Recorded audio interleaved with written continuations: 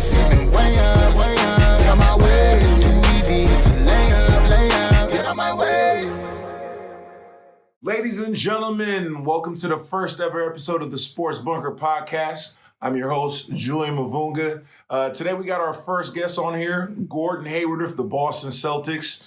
Guy's been an NBA All-Star, drafted in the lottery, had some success in the NBA, and before that was my teammate in high school at Brownsburg High School. Later on went to Butler University back when they were mid-major and took him to the national championship. So without further ado, let me introduce him. Gordon, how you doing, man? I'm good, man. I'm good. Glad to be the first person on your podcast. You had to be, man. It's only right, baby. I like it. How you doing over there with everything that's going on right now with the coronavirus? I know it's a little bit crazy right now. Man, this is just, it's surreal. Like, it doesn't seem like it's real, not being able to really go anywhere. Businesses are shut down. Mm-hmm. Obviously basketball was canceled a little bit. I guess you kind of, it was like we followed in your guys' footsteps. You guys were postponed. I remember we were talking about it, and you guys were postponed for a month, and we were still playing. And then all of a sudden, I mean, it happened really fast. And, the NBA was suspended indefinitely, and then you're just kind of isolated at your house. And right, it's like the same. It's like Groundhog's Day. Same thing every single day. Right. I bet your daughters are keeping you busy. They don't care one way or the other. It's nothing different for them. They wake up, have fun, eat, take a nap, go to sleep, get up, do it again. Do you get bored at a time like this? Like, have you been working out? You got a gym at home? Anything? We have a little home gym. I think we have dumbbells up to 40 pounds. The team actually brought over They brought over a kettlebell and a weighted vest, but that's all that I can really work with. We have I bought my wife Robin a Peloton for Christmas, I think last year. And have you ever ridden on the Peloton? No. What's the hype behind all that? It's pretty cool. It's really, the thing that's cool about it is you get to compete. So it tracks everything, and then you can see, if you have friends on there or whatever, you can see exactly what the output they produce and stuff. But anyways, you have to get shoes for it. And so they don't make size 15 Peloton shoes, of course. Right. And so I didn't buy them initially because she was like, we don't sell them. You'll have to go to a store or whatever. And now I went on Amazon and tried to, of course it's European sizes too. So I had to figure out what size 15 is and but anyways, I got the shoes. And so I've been riding the Peloton. And so that's a little bit what I've been doing. Being in Boston, the weather hasn't been that great, so it's been hard to do anything outside. But when it is nice, I can go run outside or do some ball handling workouts in the driveway, like we're in elementary school. You should have bought a house with a court in it. This is Boston, man, not Indiana. Okay, that's true, man. So, man, have you been playing a lot of video games lately? Not as much as I want to. Okay. And how much is that? A couple hours a day, every day? Definitely every single day. But what's going on right now is basically during the day, with the family, I'm hanging out with them, and I'll sneak up and play a couple games here or there. But at night is usually when I can play. Right. So my sleep schedule is messed up because I've been gaming at night because that's the time that I have. Staying up late, huh? But I'm just, staying up later. So my sleep schedule's messed up. But certainly YouTubers, streamers, not that they want Corona, but certainly this is helping them out for sure. Because everyone's stuck at home. They have to do something. Watch them play video games or stream or whatever. Start a podcast. What games are you playing? Right now I'm playing just a lot of League of Legends. I, as you know, only play on PC now. And so I'm really just trying to grind up to a specific rank in League of Legends. I saw this clip, man, on YouTube, Twitter, you name it. It was Myers Leonard. You know what I'm talking about? Did you see it? Heard it here first. Best gamer in the NBA. Ladies and gentlemen, let's go, baby. 10 bodies. Let's go. Clutch up at the end. 1v3. This is not a game. Oh, with him saying he's the best gamer in the NBA. He was hyped up too, man. What you got to say about that? I think real people that are in the gaming community, they understand that I'm the real OG Twitch streamer and that I'm definitely the most hardcore gaming figure in the NBA. A lot of these other guys are just casual gamers, man. They're just casuals. Now, but how come you don't play anything like Call of Duty, or do you play Apex? See, I played Apex for a little bit. I'm really sick and tired of BRs, which is like Battle Royale. Fortnite. Yeah, Fortnite. That Warzone. The Warzone is dope, though. Oh my goodness. Yeah, I'm actually in a charity. I don't know if it's a tournament or a stream or something in Warzone at the end of this month. I haven't even played it yet, so I'm gonna have to practice a little bit before I get on there. Have you played it? Yeah, I have. Is that what you're doing?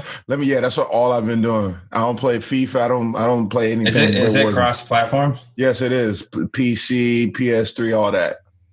So how does Jeanette feel about Warzone? I mean, she loves it. She'll be sitting on the couch supporting me. Hey, shoot him, babe. She loves it. Don't you, babe? You love it, babe. Oh, that's tough. I just saw on the news, which you didn't tell me, but you joined some professional gaming team or something? Oh, no, I didn't join one, but I kind of became like a part owner. I invested in one, and it's called Tribe Gaming. And it's more like it's an organization that's more focused on content, but it's strictly on the mobile side. So Clash Royale, Clash of Clans, what's the other one? Brawl Stars, like that. I think mobile gaming is already huge, and there's just like everybody plays games on their phones. Right. I don't think they're at the point yet where they're like as hardcore as like people that play on PC or consoles or whatever. But I mean the pure amount of people that play mobile games just it blows everything else away. And so I think that's really what enticed me about the whole thing is just the market for that. And then also, Pat, the guy who the founder of it, we've had a relationship for a while now. And I like what he stands for and his passion for it and the content he's created. And so I've been trying to get in, as you know, I've been trying to get in somewhere into this industry for years now. And nothing really had worked out, but I'm really excited. About Tribe, so I think it's cool. Yeah. Okay. How many video games are you going to get to play when that fourth kid arrives? Well, it's going to keep getting tougher and tougher the more kids I have. I'll tell you that. Right. You know what I've been doing though is I just see the key is just to get the girls to play the video games with you. Just get the kids to play with you, and then you're hanging out, you're watching them. You get to do both. That's the key. You give them there. like a controller that's not connected. And exactly. That's it. You know the tricks. You know how I know you know the tricks because you have a little brother. That's what you do. You definitely. Hey, you can play next, and you just give him a controller. Yeah, and they're pressing the buttons. Like, oh, he's not doing what I told him to do. That's funny, man. Now you're having a boy finally, and everybody knows about the whole "Daddy's always happy" video. Man, is Daddy finally happy, or was Daddy always happy for real? Daddy was always happy, man. Come on, you know this. Okay, is Daddy happier now, though? Okay. You don't have to answer. I'm definitely excited. But at the same time, I feel it's hard to explain. Like I feel like a little bit more, I don't know, nervous about this one, just because when you have a boy. I don't know, but I feel like you're trying to raise a young man and he's going to look up to you.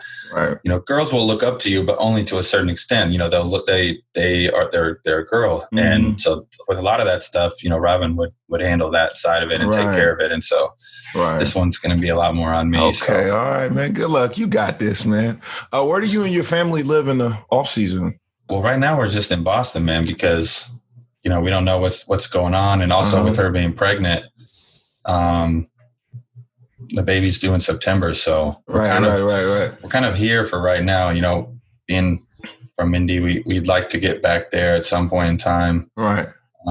Also, we usually go somewhere like a beach or something at the end of the season. It's hard to know right now. We're kind of just been in limbo, like waiting to find out I mean, what is it, April 7th right now? So, Right. Or April 8th over in Japan, huh? Right. Yeah, exactly. I mean, my days have been all messed up, man. I never know what day of the week it is anymore right now. Right. Well, how could you? There's no schools are out. Right. I mean, businesses are closed. Is it the same thing over there? Speaking of which, when are you coming home? I don't know. I'm going to figure it out. Stop pressing me, man. Out here, they just declared a state of emergency yesterday. But it's not even a stay in the house. Well, you're waiting for my money and stuff, man. Look, this overseas stuff, you deal with your NBA stuff, all right? I guess, but some of it's just a safety, just get home type thing, Yeah, but here's another thing I can say about Japan right now. We are in a situation where we can go to the grocery store, get whatever we want. I can go get toilet paper. I can go to the gym. The team's gym facilities are open. I can go get a lift in. I can go shoot. So, I mean, whenever I go in there, it's usually no more than 2 or 3 people in there at a time. Is that a rule, or is that I think it just happens. I think guys are kind of season's that's just a guideline thing, or what? Yeah, we got team guidelines and stuff. So, trying to stay as, I don't know, safe as possible in the risky environment, I guess. That's true. Tell me about this. You just mentioned traveling, going to a beach or something. What's your favorite place tropical place you guys have been to? Favorite place, tropical. I don't think, for me personally, I haven't found anything that's beat Hawaii yet. Hawaii to me is you get the Caribbean tropical island feel at the same time. It's still America. So all the comforts of everything that I'm used to, having a cell service plan, it being safe, you're going to be safe. And but the one issue with Hawaii is that it's so far away. So especially it makes sense if you're on the West Coast. Right. But when you're in the Midwest or specific Boston, it's 6 hours to LA, then another 6 hours to Hawaii or whatever it is. I mean, that's just too far, but I'm good on that. That's definitely my go-to place if I had to pick one.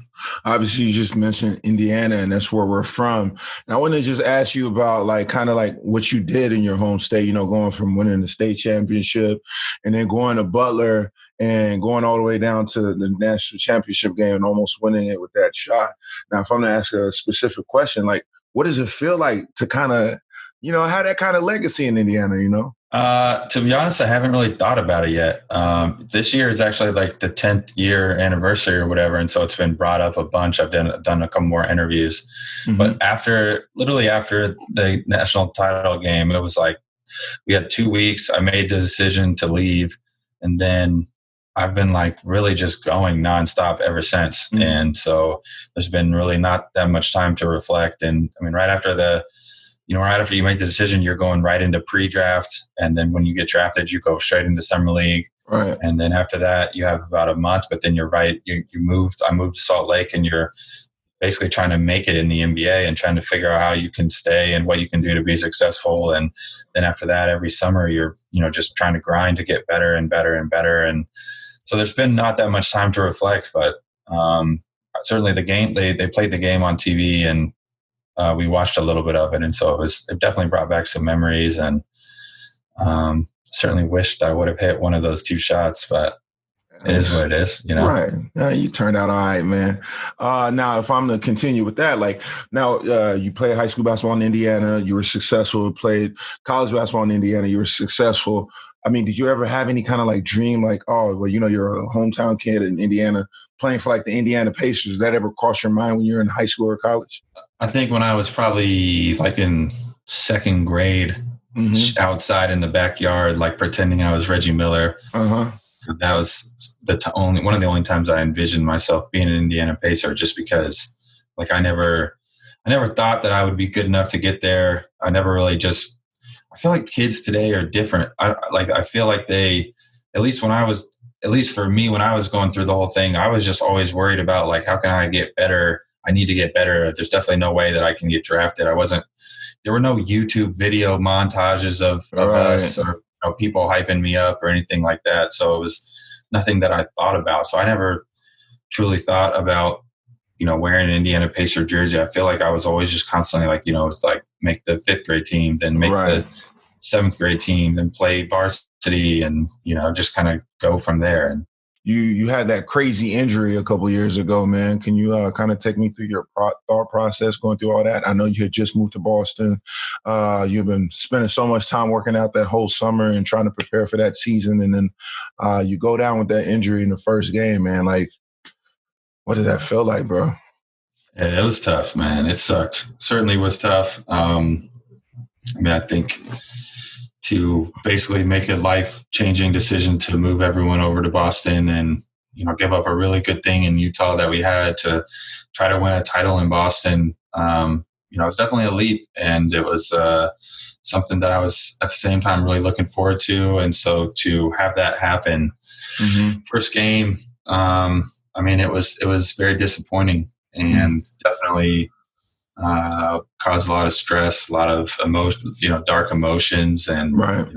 I think that anybody who's played a sport and you get injured and you can't play has to deal with those things. And I had been blessed to not ever had to go through that. And so it's definitely I think you learn a lot about yourself. It's very easy to kind of quit in those moments. And there's definitely still moments where you feel like quitting and when things just aren't going the way and you just think back like, man, what if this, what if that? But that's certainly not the way to live. And so it's, I think it's only made me stronger. I think that, it's now, behind me. I can't believe it'll be going on 3 years this next season. So it seems like, it definitely doesn't. To me, it feels like it was just yesterday. Like I remember getting onto the plane after getting hurt. I remember Isaiah Thomas being in the back of the locker room and being there with me and praying for me. And it just seems like that was just yesterday. So I don't know if anybody's ever asked you this question, but like when you just landed. I'm guessing you felt pain, but when you looked at your leg, like what's the first thing that went through your head? Dude, when I first landed, I didn't really feel much at all. Like really? I looked down and then it was just like, you're just like, dude, like, oh, like this is not right. You know what I mean? Like this, my foot is not supposed to be like that. And then it was like, then when I saw it, then my brain like processed it. Then I got like shots of pain, up my leg. And then I remember because I like look down, I see it, and like you can see me like turn to the ref and like point at my ankle, like, hold on a second, we got to stop the game here. Right. Something's wrong. And then after that, you see me like, then I start to feel the pain. And then thank God they did such a good job though, man. They rushed out onto the court immediately. And one of the doctors, I don't know who it was, but one of them snapped it back into place. And that was like the high point for the pain. When he did that, like, did he give you a warning? No warning at all, which was good. Probably. He just did it. He just did it. And as soon as he did it, it hurt like hell. And then after that, it was just like, throbbing. Yeah. And actually they didn't have any medicine at all. And so they didn't want me to, so I literally didn't take any pain meds at all until we got back to the hospital. And this is the hospital in Cleveland or the hospital in Boston? No, we went straight from, I sat there the rest of the game so I sat in the back and just basically had my foot like covered up the whole time. And, then after the game, they just put me in the ambulance. We went to the plane and I just rode back with the team. And then basically, so that whole time, my ankle was just throbbing. Oh, that's tough, man. It was not a good time. But no, I remember. You know what's crazy though, is it, like I said, like to think of the people that go like I was in excruciating pain, right? But like, I'm telling you, it was 10 seconds or something that they rushed onto the court and they snapped my ankle back, into the right air spot. I think about people that are in the mountains climbing or something, or doing something and they fall and they break their ankle just like that. And then what? That's tough. That's super tough. They're screwed. Like they got nobody there to help them. Right. Like I can't imagine that. So I'm thankful that they were, right there. And it certainly probably helped me to be able to recover the way I did. Right. Now I remember Paul George went through also devastating injury. And I know you guys were the same draft class. I think one was after the other. I don't remember exactly, but was that someone that you talked to during the process? Was it someone he reached out to you, you reached out to him, or anything like that?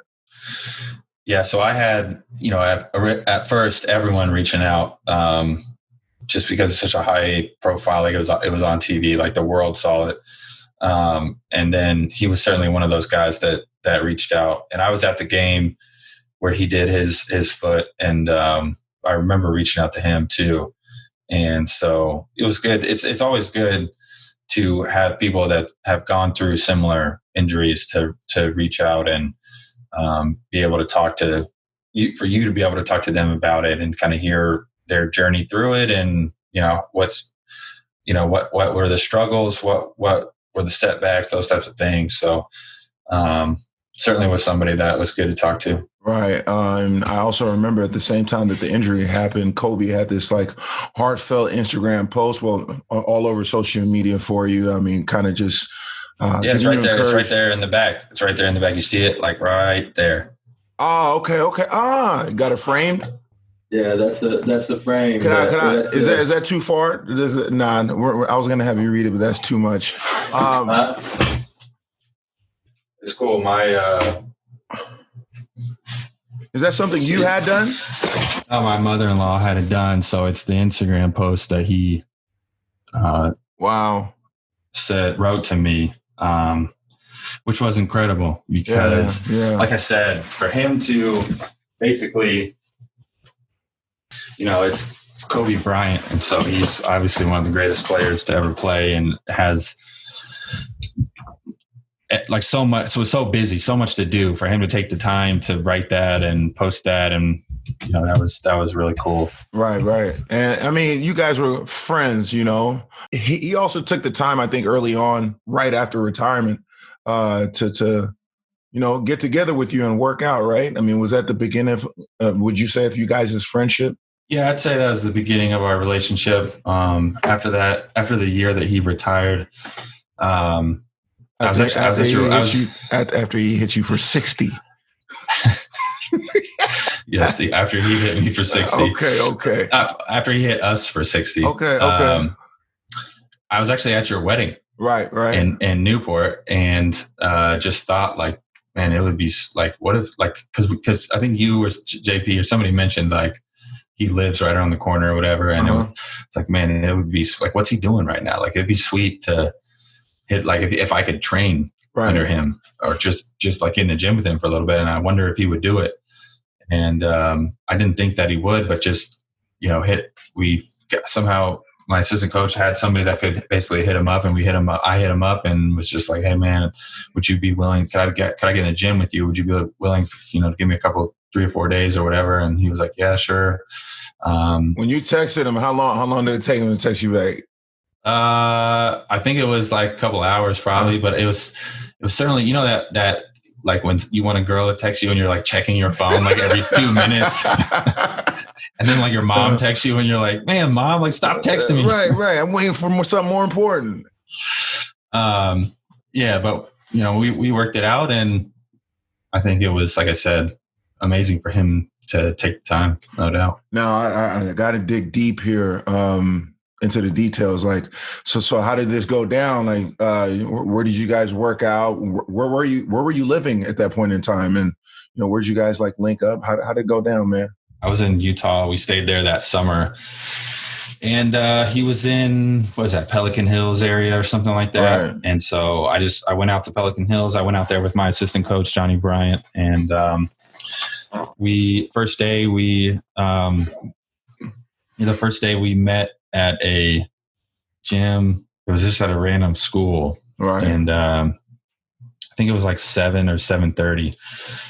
And I was still a little bit nervous to be training with Kobe. There's like these legendary workouts you hear about. Right. And so I'm thinking like, I better be ready. So I was up like, we wanted to get there early. We got there like 6. It's this private school. Okay. It's like this private school at 6 a.m., like nobody's there. And here shows up two, random men at the door, and nobody's around. It's like we're trying to break in, and the janitor answers, and I think Johnny Bryant was like, "Hey, we're here to work out with Kobe Bryant," and he's like, "Okay, sure." He like shut the door on us, and we're looking at each other like, "No, we're serious." So we like knocked again, and he's like, "Oh, Kobe would have been gone by now. Like, I don't know why you think would be working out at 7." And we were like, "Well, he told us to meet us here. So would you mind if we just waited in the gym?"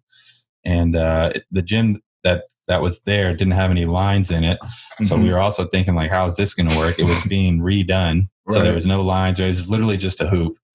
We're in there, like I said, it was like we were supposed to meet him at like 7 or 7:30 or something. I don't remember, but it was like 30 minutes go by, no Kobe, no text, no anything. So I'm thinking like, all right, well, we started warming up. Right. I was like, is this dude good? Is he coming? Is he blowing us off? Like, what's going to happen?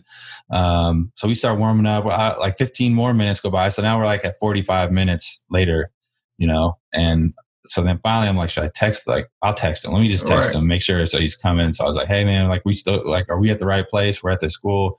He's like, oh, you're there? All right, I'll be there in like 5 minutes. Right. And then we were like, all right, okay, cool. Shows up, 5 minutes later, literally like takes off his shades, like laces up his shoes. He's like, ball, let's go. And that was it. And we worked for like 2 hours that day and talked nothing about basketball. As soon as we were done, he was like, all right, see you tomorrow at 5:45. I'll send you the address, and just dips. That's it. And it was like, and that was it. And it was like, what the hell just happened? Like there was no small talk, no nothing, none of that. Right. And and then at the same time, I'm thinking like, man, this dude just like made me wait 45 minutes. How's he gonna get there at 5? Like I'm not getting up at 5:45. He's gonna be an hour late. You know what I mean? Like, so then we worked out for another 2 days. It was at a different place. He was there 15 minutes early. The next 2 days, he talked to me before, talked to me after. We watched film. I mean, he was great. And I think what he was doing was he was testing me. Like that had to be what it was. Like he was basically like, all right, I'm going to wait to see if this guy's for real. Like, what's this guy about? Right. Before I just open up. Because if I was BSing, I'm sure he would have been like, man, I'm not working out with you. Like, you don't want this. Right. But I'll always remember that. Like that was something that was pretty special. And I was dead tired after that, those 3 days, man, dead tired. Right. And now if you were to tell us what his overall basketball philosophy was, I think you told me about how he watched a lot of film of like 3 guys. I think you said Jordan. You guys watched a film of Jordan, Bird, and someone else. Maybe Jerry him. West. Oh, Jerry West. Yeah. That's great, man. Give me one little tidbit. What kind of car did Kobe pull up in? I think the first day I don't remember. Like I said, he was in and out. Like I didn't see. I think the second day I think he's. What's up, Cyber? Oh, what up, Cyber? I think the second day was just a Range Rover or Land Rover or something. I don't know.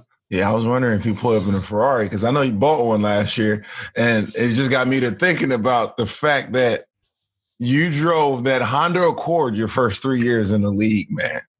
That's right. I had to make it to the second contract before I could splurge a little bit. Okay. Plus, I like that Honda Accord. I thought I blacked it out, a little coupe. You know what I mean? The rims were darker. And that's when you had that BS hairstyle too. Now, hold on a second. Are we going to start talking about each other on this podcast? All right. No, I take it back, man. All right. All right, man.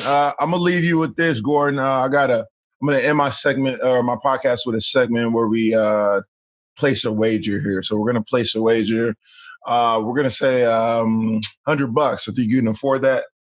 All right, we can do that. So the wager is going to be for a donation to charity or donation to a good cause, maybe first responders or something.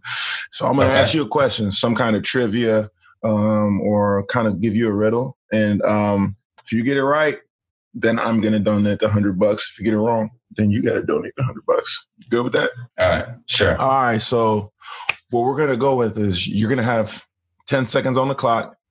You can't stutter and you can't repeat the same thing twice. And you have to name 5 things in this category. You ready for this? Okay. Okay. Let's do it. You can do this. Name me 5 types of dog breeds. Go. German Shepherd, Doberman, Golden Retriever, Labradoodle, Chihuahua. Was that 5 or 4? That's 5. Okay, Boom, 10 seconds, okay. easy. We're gonna look back at the video, but man, thank you for your time, Gordon. Definitely glad First to off, see you need to work on your accounting, bro. Somehow you got up to like 7. What do you mean? That's how long you took. What do you mean? That was seconds? Yeah, seconds, right? I thought you were. Okay. I got you. You see? Look. Trying to get on me, man. Glad to see you doing well, man. You look good playing on a court again. And my last question for you that I definitely have to ask, man, do you feel 100% mentally, physically, and you excited for the future here with free agency coming up? Yeah, man, I feel great. I mean, like I said earlier, my injury is definitely behind me. So, I mean, it's still, you have to do rehab all the time for it still. And also getting older, man, we're both 30 now. So, right. Our bodies aren't the same as they used to be, but I feel 100%. Definitely feel great. That's good, man. Thank you for your time, G. Get back to your video games. I'm surprised I haven't heard you. Are they all asleep now? Yeah, they're supposed to be asleep. Okay. They're supposed to be asleep. Yeah, man. All right, man. Well, hey, thank you for your having time me on the again. show, man. Appreciate it. First guest, man. Feel honored. Appreciate you for your time, G. All right, bro. See ya. Thank you for watching the Sports Bunker podcast. Hopefully you guys enjoyed the interview. Don't forget to share, like, and comment. And don't forget to hit that subscribe button. Also, follow us on Instagram and Twitter. The links will be at the bottom of your screen. Until next time. Get on my way.